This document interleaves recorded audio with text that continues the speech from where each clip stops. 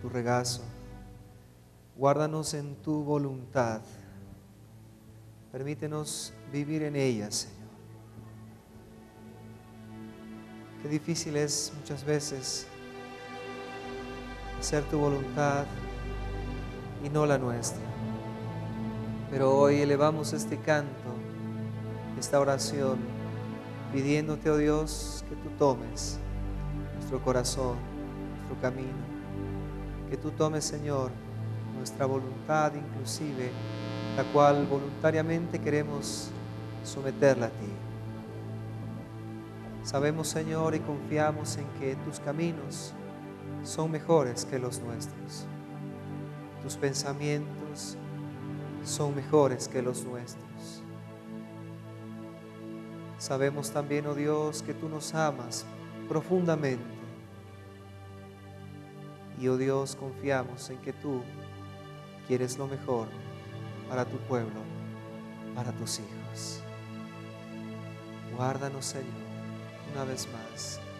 Guárdanos en tu santidad, en tu voluntad, en tu camino, en tu presencia. Te lo pedimos en el nombre de Jesús. Amén. Tomen asiento.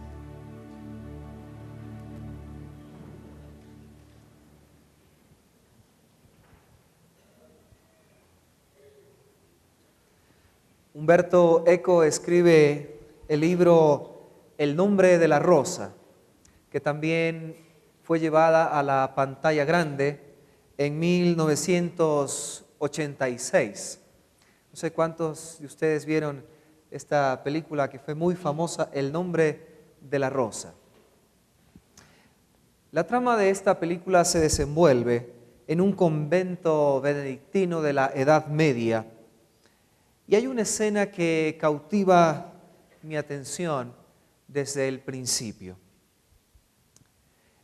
En un inmenso comedor se encuentran todos los frailes. Se disponen a cenar. Delante de ellos hay todo tipo de alimentos. Hay patatas, hay carnes, hay verduras. Hay todo esto y lo hay en exceso. Afuera del edificio hay una multitud de andrajosos que esperan que los frailes terminen su banquete para recibir alguna migaja, tal vez un pedazo de pan, tal vez algo de carne. Y literalmente como perros se les arroja algo de comida. Umberto Eco se cuestiona, ¿sería esto lo que Jesús miró cuando pensó en su iglesia?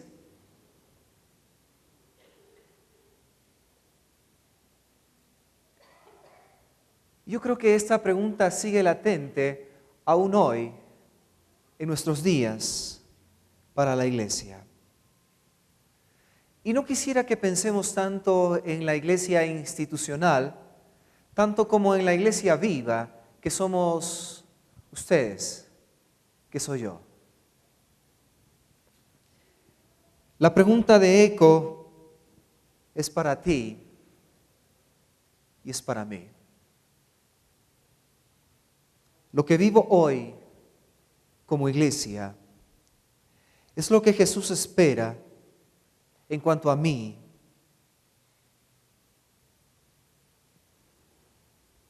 En relación a la realidad social que me rodea.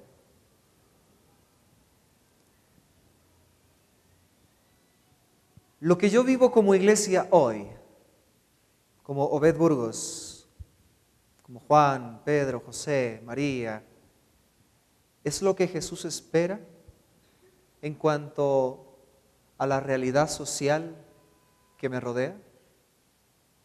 ¿O acaso estaremos repitiendo aquel modelo que Eco critica con tanta fuerza?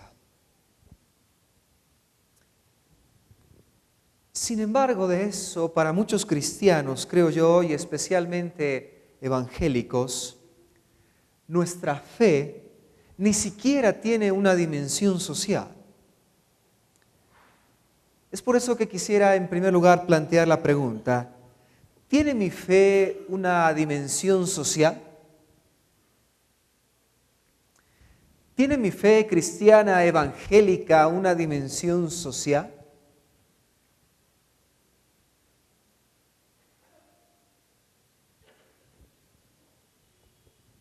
Creo que nadie debería dudar de que la fe cristiana tiene una dimensión social. Quisiera empezar diciendo categóricamente esto: la fe cristiana tiene una dimensión social. Yo creo que Jesús vivió, y lo encontramos en los evangelios, una dimensión social 100%, al 100%.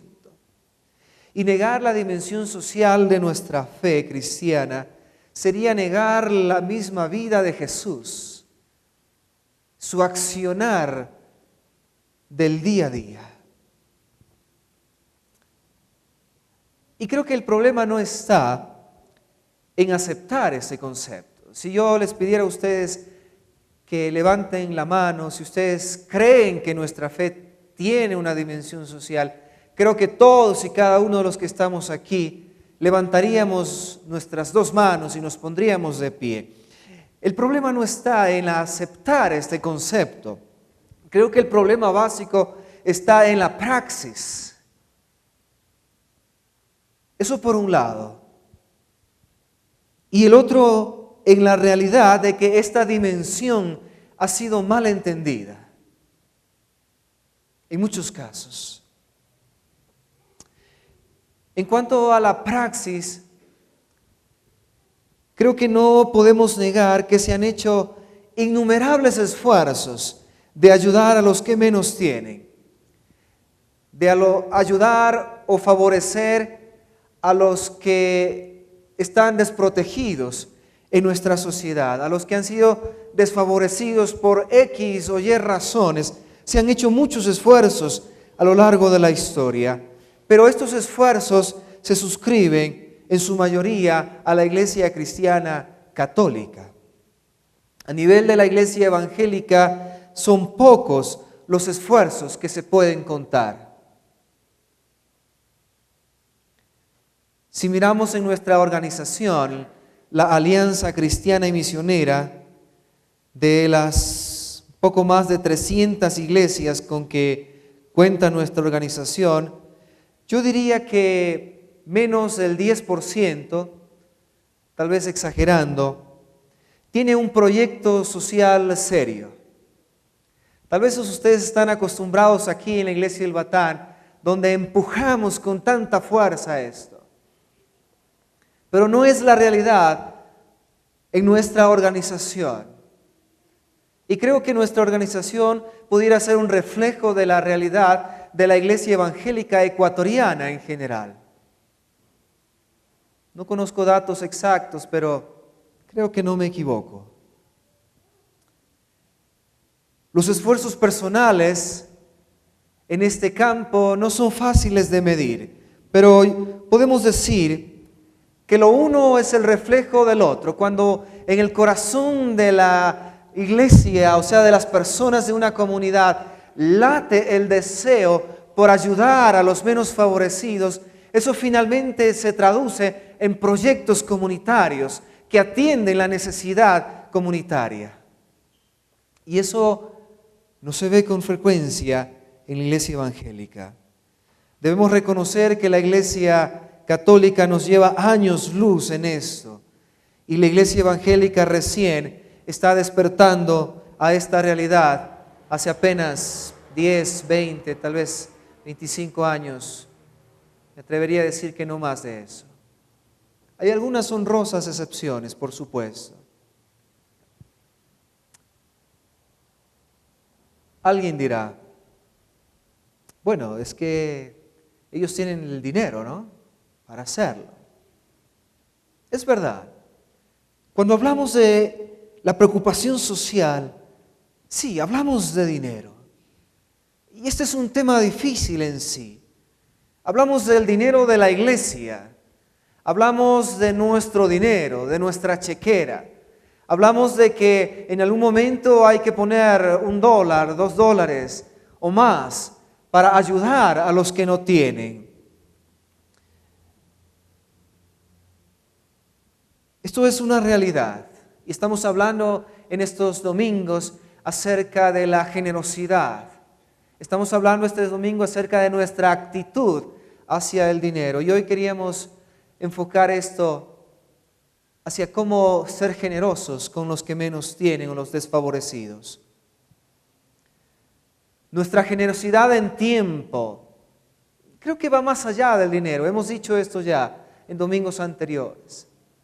Nuestra generosidad en tiempo, en dinero, en energía, en un recurso, una capacitación, en una profesión que Dios nos ha dado, debe tener, creo que debemos partir de esto, debe tener un destino ineludible.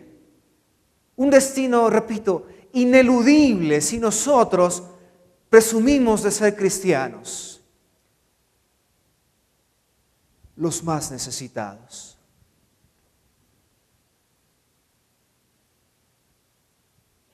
Si nuestra generosidad no está atendiendo de alguna manera, ya sea en tiempo, en recursos, dinero, capacitación, etc., de alguna manera a los más necesitados, nuestra fe está ciega, está coja, está manca, le falta. Falta algo importante, algo esencial. Pregunto entonces, ¿cuál sería la postura correcta de un creyente frente a su dimensión social o comunitaria? Yo digo que para responder esta pregunta se impone volver una y otra vez a la vida y a la muerte de Jesús, que representa su vida, servicio, entrega, y su muerte, servicio y entrega total. No hay cuestionamientos a ese modelo de Jesús, tal como lo encontramos en los evangelios.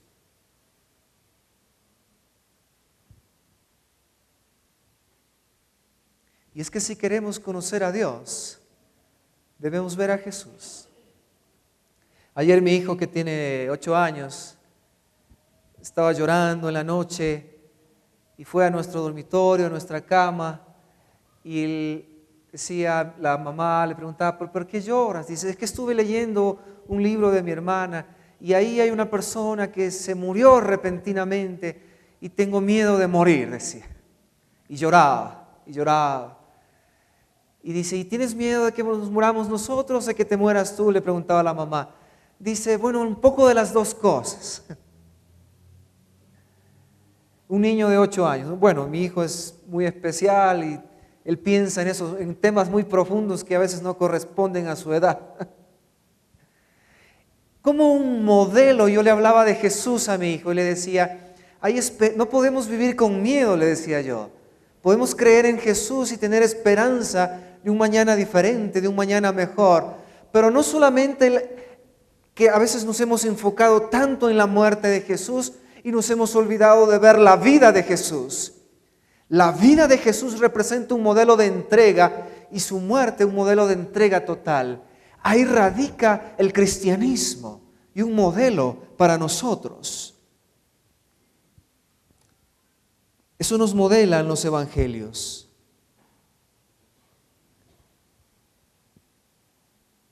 Cuando hablamos de la cuestión social, no nos referimos a una situación o a un problema de índole económico solamente, porque en la vida de los seres humanos hay algo previo al dinero. Y esto es algo que supieron los grandes luchadores a lo largo de la historia. En los últimos 200 años, grandes luchadores trabajaron denodadamente por conseguir una sociedad más justa. Hoy sabemos que Marx se equivocó en muchas cosas, pero acertó plenamente cuando dijo que el dinero es solo un fetiche, algo que se le rinde culto y veneración. Estas palabras de Marx apuntan a una dimensión de la realidad que trasciende lo económico, va más allá del dinero, de aportar un cheque o una cantidad económica, va más allá de eso. Un amigo mío, como decía un pastor que no es de esta iglesia, para que no nos sintamos aludidos, le iba muy bien en sus negocios, estaba muy próspero y estaba viajando a la China y a Europa y tenía mucho dinero. Y él estaba haciendo muchos aportes económicos para una causa social en la iglesia. Y yo le dije a él, pero es necesario que tú te involucres un poco también. Él me decía, no, yo no quiero involucrarme. Yo con dar mi dinero ya estoy haciendo lo que tengo que hacer. Creo que el tema va más allá de eso, de firmar un cheque. En este orden de cosas, la enseñanza del Evangelio es clara. No se trata de lo económico, de quién tiene más o de quién tiene menos o de cuánto doy. No. Se trata de cómo me veo frente a. Sabemos que Jesús se solidarizó tanto con personas y grupos que no eran precisamente pobres, así como con gente de escasos recursos. De igual manera, Jesús se enfrentó con gente pobre, como seguramente lo eran algunos fariseos y la mayoría de los escribas, así como gente adinerada y poderosa. Esto significa que el motivo determinante de la solidaridad de Jesús con unos y de enfrentamiento con otros no fue el factor económico. Es falso decir entonces que Jesús se solidarizó con los pobres y se enfrentó con los ricos. No, con quien sí se enfrentó Jesús fue con todos los que se situaron o pretendieron situarse por encima de los demás. Esto explica inclusive el conflicto de Jesús con sumos sacerdotes y con ancianos, con escribas y fariseos, e incluso a veces con sus propios discípulos cuando discutieron quién era el más importante o cuando no entendían que el Mesías tenía que fracasar y morir como un delincuente. Es una actitud de adentro, de mi posición frente a, de cómo me veo en relación a. Jesús se enfrentó con todos los que intentaron dominar a los demás desde cualquier forma de poder, ya sea lo económico, lo sagrado, lo político, lo doctrinal o normativo, y también la forma de poder para ser los primeros en el reino, como les ocurrió a los discípulos. Cuando el ser humano se coloca por encima del otro para dominarlo o inclusive para ayudarlo, hay un problema, un error de principio, de concepto. No es esa la forma que Dios nos llama a hacerlo. Así, según el relato evangélico, vemos que lo más peligroso para la condición humana es el poder, venga de donde venga y cualquiera que sea su justificación. Ahora, quizás algunos de ustedes estén diciendo, bueno, yo no tengo ningún poder, yo no estoy por encima de ninguna persona y entonces esto no va conmigo, no me aplica a mí. Pero permítame decirle que todos manejamos algún tipo de poder o de influencia sobre los demás. Tal vez algunas preguntas que nos pueden hacer reflexionar. ¿Cómo tratamos a nuestra empleada doméstica?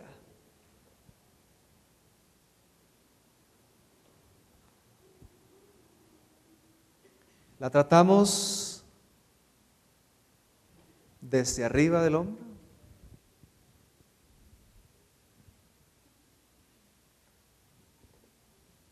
¿Cómo tratamos a los ancianos?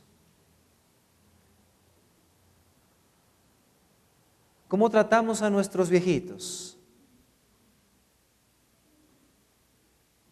Yo he conocido tantos casos, a veces de los propios hijos, de maltratos a sus propios padres, cuando los viejitos ya no tienen nada que aportar, cuando ya no tienen dinero, porque cuando el viejito tiene dinero, todo el mundo le cepilla, ¿no? Pero cuando no tiene dinero,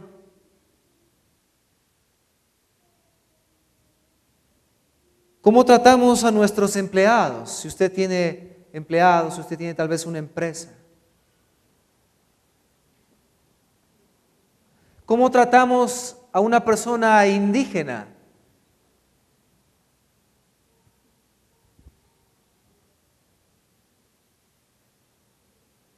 ¿Lo hacemos con desprecio? ¿Lo hacemos mirándonos como superiores? ¿Cómo tratamos a una persona que tiene menos recursos económicos que nosotros? Siempre hay. Siempre hay alguien que tiene menos que yo. ¿Cómo lo tratamos? ¿Cómo nos vemos frente a? ¿Lo miramos por encima del hombro? Eso es situarse, posicionarse con poder frente a. Y esto es lo que Jesús criticó con severidad y atacó con severidad. No olvidemos que en última instancia Jesús le mató el poder. Por supuesto, fue el poder político y económico, pero todos sabemos muy bien que el responsable último fue el poder religioso, que se vio seriamente amenazado por el comportamiento y la enseñanza de Jesús. La dimensión social entonces de nuestra misión no debe limitarse pues a luchar por un orden económico más justo solamente. Debe partir de un corazón humilde. La dimensión social de mi fe viene dada fundamentalmente por cómo me veo frente a los demás y por ende, desde esa posición, cómo actúo frente a ellos.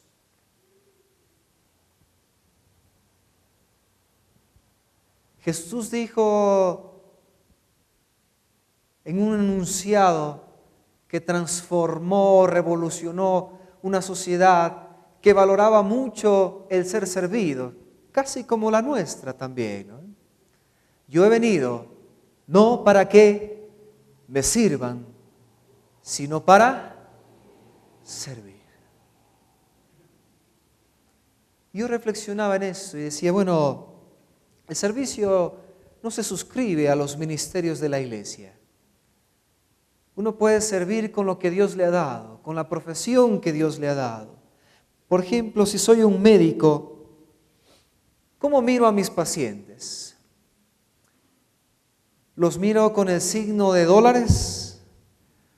¿O los miro como un ser humano con dolor al que yo debo sanar a través de mi vocación? Si yo soy un médico, ¿estaría dispuesto a dar unas 2, 3 horas de mi consulta en mi consultorio para atender a personas que no tienen cómo pagarla?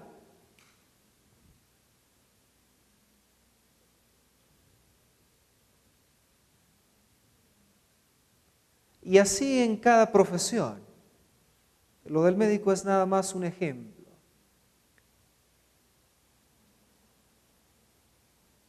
Cuando hemos reducido nuestra fe nada más al culto del domingo, o hemos reducido nuestra fe nada más a cuestiones místicas de la fe, que no están mal por si acaso, no me malentienda, entonces nuestra fe ha sido dañada.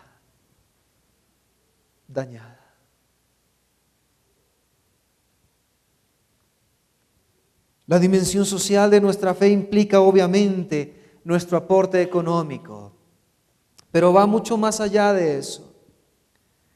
De hecho, como estamos diciendo, nuestro aporte económico, sin la actitud que estamos mencionando, se convierte en nada más que eso: filantropía. Y muchos tal vez calmen su conciencia con eso, pero no es la expectativa del Evangelio del Reino de Jesús. No, no lo es.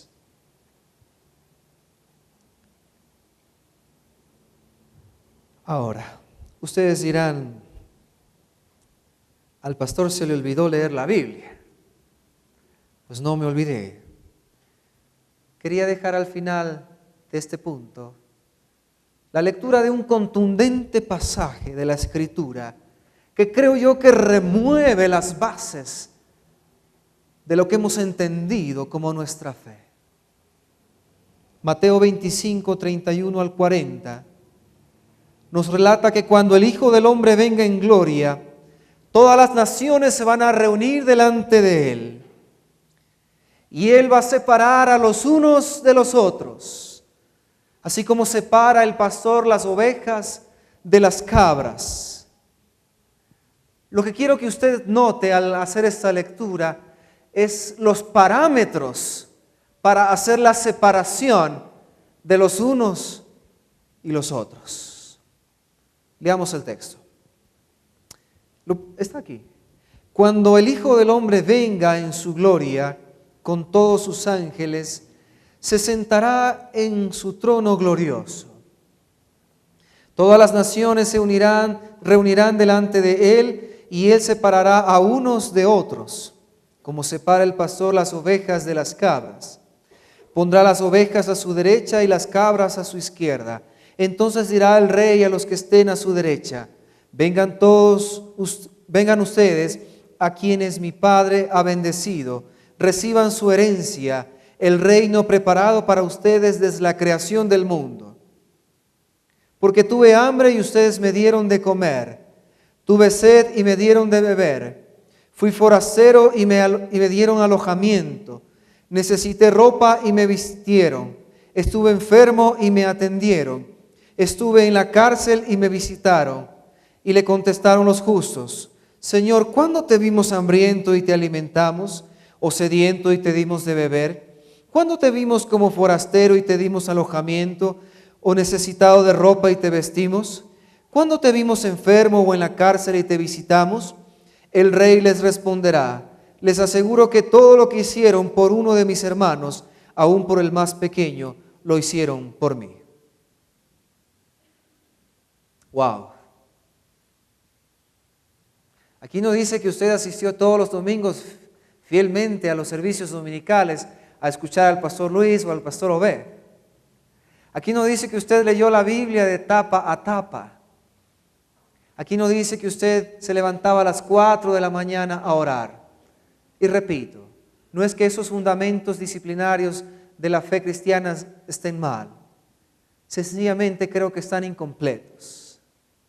Los parámetros que nos presenta aquí el Evangelio son dar de comer al que no tiene que comer, dar de beber al que no tiene que beber, dar de vestir al que no tiene que vestir, visitar a los que están enfermos, visitar a los que están en la cárcel, recibir en nuestra casa a los que necesitan alojamiento.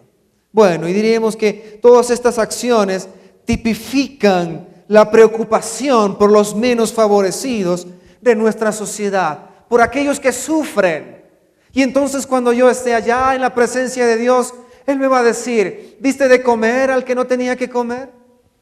¿Diste de beber al que no tenía que beber? ¿Diste de tu ropa al que no tenía que vestirse? ¿Visitaste al que estaba en la cárcel? ¿Te preocupaste por aquellos que estaban sufriendo y que por alguna razón, por algunas causas de la sociedad, etcétera, de situaciones, se encuentran en esa condición? Lo hiciste, entonces eres una oveja. Bienvenido al reino de mi Padre.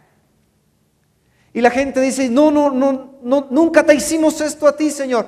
No, si lo hiciste a cualquiera de mis pequeñitos, a mí me lo hiciste. Y entonces esta es una confrontación tremenda, digo yo, a nuestro egoísmo y a nuestra falta de preocupación por los necesitados.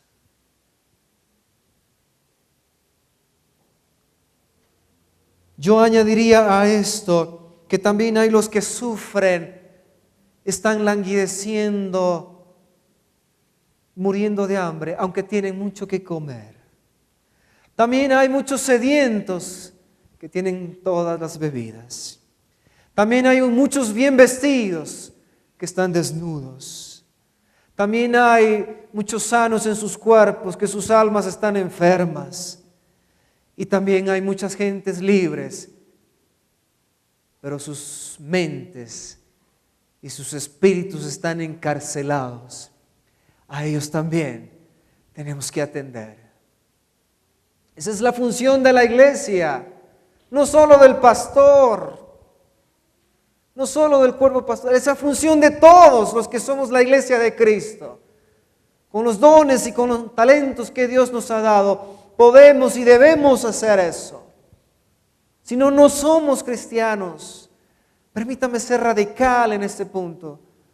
Alguien dirá, bueno, es que la salvación no es por obras. Sí, no es por obras, pero Santiago dice que la evidencia de tu fe son esas obras.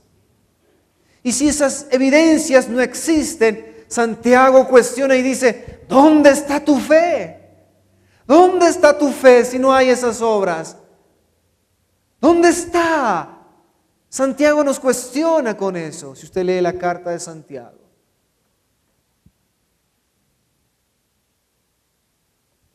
En fin, digo yo, si quiero ser contado con las ovejas y no con las cabras, debo darme a los demás para aliviar el dolor, ya sea material o no. Debo darme y dar de mis recursos a los que lo necesitan.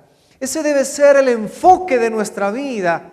Ese debe ser el enfoque del ejercicio de nuestra profesión, servir a los demás. Sin esta filosofía de vida del Evangelio del Reino, la iglesia pierde su capacidad de ser sal y ser luz en este mundo. Ahora debo preguntarme, ¿qué impide que viva la dimensión social de mi fe? Segunda pregunta. Solo hay dos. Yo digo, quizás lo que hemos dicho hoy, lo que he dicho en este momento, sea solo una repetición de algo que conocemos. Pero repito, la realidad es que el 80% y más de nosotros no vivimos esta dimensión social de nuestra fe como deberíamos hacerlo. Me incluyo, no solo por estar aquí al frente, sino porque creo yo que debo hacer más. ¿Por qué? ¿Por qué? Bueno, hay muchas razones. Yo quisiera mencionar una que creo que ha hecho mucho daño a la iglesia evangélica. Es la falsa espiritualidad. Para hablar de la cuestión social o de la realidad social desde el punto de vista teológico, lo más importante aquí es entender, desde mi punto de vista, por supuesto, que la mediación esencial entre los humanos y Dios es la vida. Repito este pensamiento. La mediación esencial entre Dios y los seres humanos es la vida, la defensa de la vida, su dignidad, el gozo y la alegría de vivir, no la religión. Y creo que ahí hemos cometido un error histórico. La religión no es la mediadora, no es la esencia mediadora, es la defensa de la vida. Y a eso debemos abocarnos los cristianos, los seguidores de Jesús. Jesús dijo, el ladrón no viene más que a robar, matar y destruir. Yo he venido para que tengan vida. Esa es la propuesta de Jesús. Yo he venido para que tengan vida. Y no una vida así nomás, sino para que tengan una vida abundante. Pero hay gente que no tiene la posibilidad de tenerla. Ni siquiera una vida digna, peor abundante. Nuestro trabajo es hacer que esas personas puedan tener una vida digna. No van a bajar los ángeles a hacerlo. Es nuestra tarea, iglesia. Es nuestra esa tarea. Santiago dice, la religión pura y sin mancha delante de Dios nuestro Padre es esta. ¿Qué dice ahí? Atender a los huérfanos y a las viudas en sus aflicciones. Lo que nosotros entendemos como espiritualidad cristiana hoy, a mi juicio, dista mucho de lo que Jesús proclamaba. Para muchos de nosotros, una persona espiritual es una persona controlada, dueña de sí misma, que no grita, que no se enoja, que ha controlado sus pasiones internas. Pero cuando uno revisa los evangelios, para Jesús, cuando uno revisa las parábolas de Jesús, parábola del samaritano y tantas otras parábolas, para Jesús, una persona espiritual es una persona compasiva, reconciliadora, sanadora, servicial, entregada a los demás, totalmente enfocada en los demás, en el bienestar, en la sanidad, en la salud de los otros. Ahora, no me malentienda, está bien que nosotros seamos controlados, seamos correctos, pero no es ese el enfoque de la espiritualidad de Jesús. El problema, creo yo, viene dado por una falta de reflexión en el trastorno que sufrió nuestra espiritualidad cuando pasamos de la centralidad del reino a la centralidad de la virtud. Aquí hubo una influencia helenista, una influencia del pensamiento griego. Mientras el proyecto del reino consiste en la defensa y en la dignificación de la vida de los seres humanos, el proyecto de la virtud helenista consiste en el dominio de las propias pasiones. Para Platón, las 4 pasiones que debían ser dominadas eran el deseo, el placer, el miedo y la tristeza. De ahí que los estoicos formulan su filosofía del dominio propio, de la resistencia. Ustedes han escuchado la palabra, este es un estoico que se planta ahí y resiste, ¿no es cierto? De ahí viene. Esta filosofía influyó finalmente en la espiritualidad cristiana. Así el ideal cristiano se desplazó de la acción por la defensa y la dignidad, la preocupación por el otro, a una preocupación interna, a una preocupación ascética, si se quiere, del sujeto por su propia perfección y santificación. Yo digo, a mi juicio, es una de las formas más refinadas de egoísmo y arrogancia. ¿Por qué? Porque centra mis pensamientos en mí mismo. Centra todo mi esfuerzo espiritual ¿en quién? En mí mismo. Y en reformarme a mí, en lugar de pensar en los demás. Y eso ha hecho de los cristianos personas egoístas, egocéntricas. Y a veces uno va a un culto y uno dice, este culto me pareció muy lindo. ¿Por qué? Pues uno se pregunta, porque me sentí bien. O sea, hay una preocupación por mí mismo, ¿no? Yo rara vez escucho hoy en día una preocupación o una expresión de alguien que salga de un servicio como esto y diga, este culto fue hermoso. Digo, ¿por qué? Porque pude ayudarle a una persona. Hace años que no escucho una expresión de estas en la iglesia. Este culto es hermoso porque me hizo sentir bien a mí, porque la prédica me edificó, porque la alabanza me ayudó, porque todo el centro soy yo. Hace años que no escucho a alguien decir, este culto fue hermoso porque abracé a alguien, porque le regalé algo a alguien, porque le conseguí un trabajo a alguien, porque escuché a alguien que necesitaba ser escuchado. ¿Notan ustedes cómo nos ha afectado esto en nuestra espiritualidad? Y eso nos ha hecho a veces seres separados.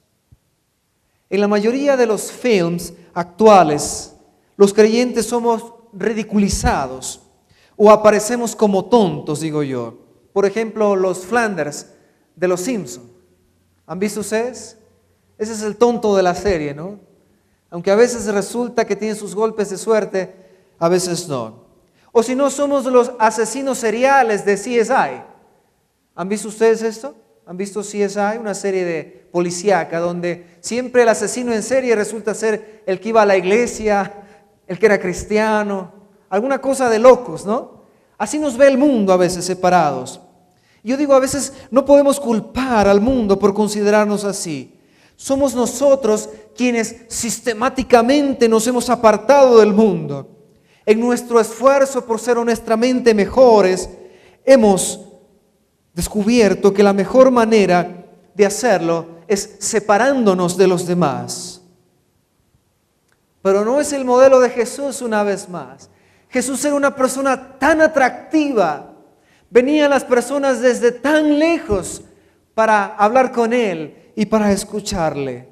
Yo digo, a veces nosotros nos hemos vuelto tan desagradables que ni los que están cerca quieren estar con nosotros.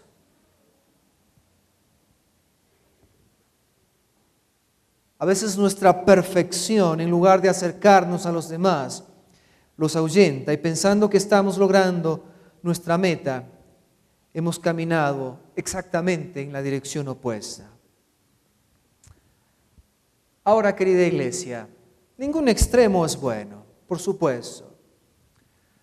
Todos sabemos que hay estas dos corrientes a lo largo de la historia de la iglesia. Hay los que se llaman los sociales, que se han enfocado exclusivamente a hacer labor social y labor social y labor social. Y hay los que se llaman los espirituales, que se han dedicado exclusivamente a cantar, orar y a buscar las cosas espirituales. Pero ningún extremo es bueno.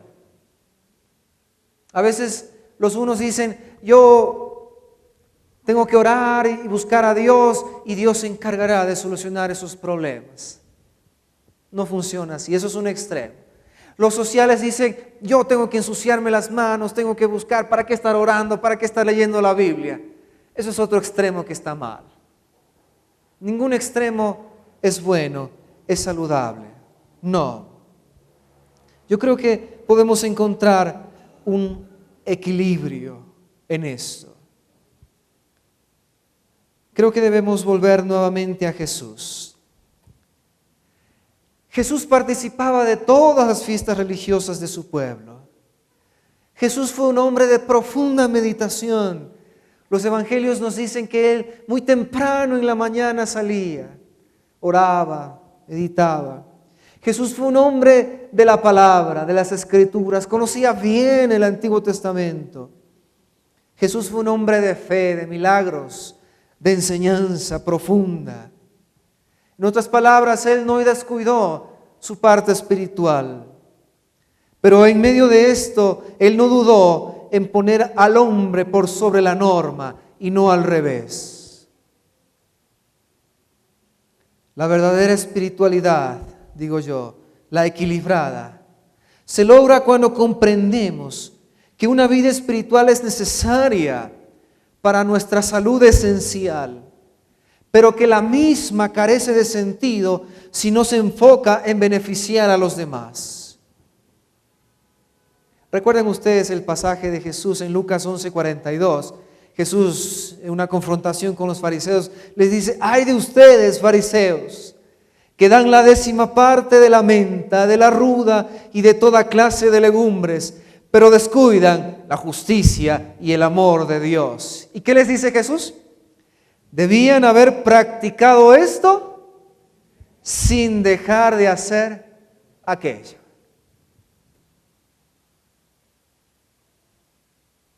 Debían haber practicado esto sin dejar de hacer aquello. Lo uno y sin lo otro estar desequilibrado. No alcanza, no sirve.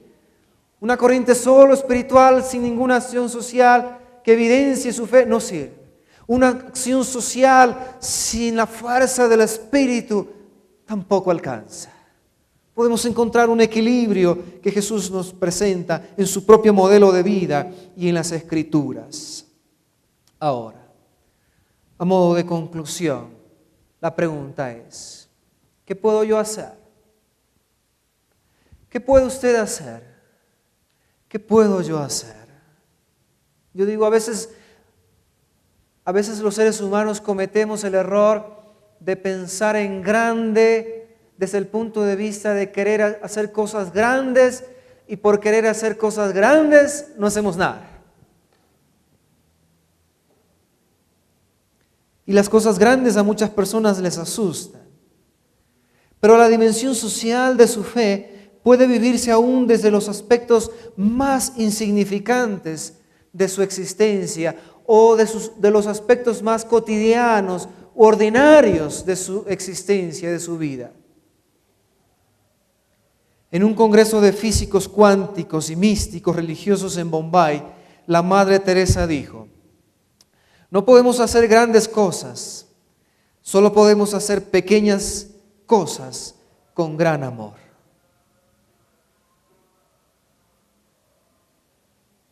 ¿Eres un profesional?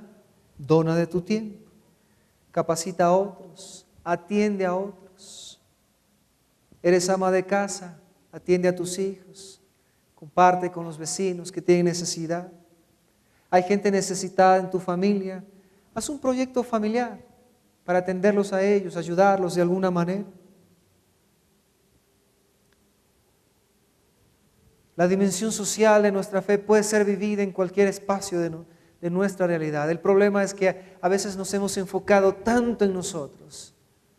Somos tan egoístas que no nos preocupamos por los demás. La iglesia también ofrece oportunidades de servicio a través de sus ministerios, de la cárcel, de los niños. San Diego, la iglesia ofrece estos espacios para involucrarse en esta forma. Pero no son los únicos espacios, no debemos limitarnos a ellos, aunque es importante que los apuntalemos, los apoyemos.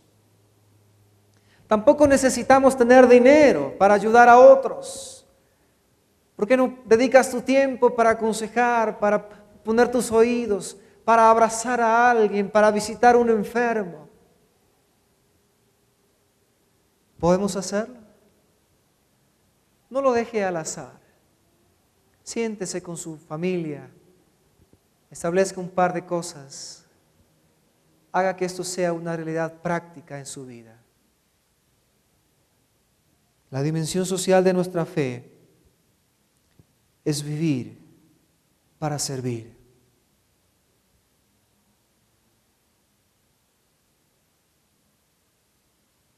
Ese es el sentido de nuestra fe, compartir con los demás, y al hacerlo somos felices y hacemos felices a otros. Amén. Oremos. Padre, gracias, Señor, por tu palabra. Ella nos anima, pero también nos confronta. Ayúdanos a llevarla a la práctica.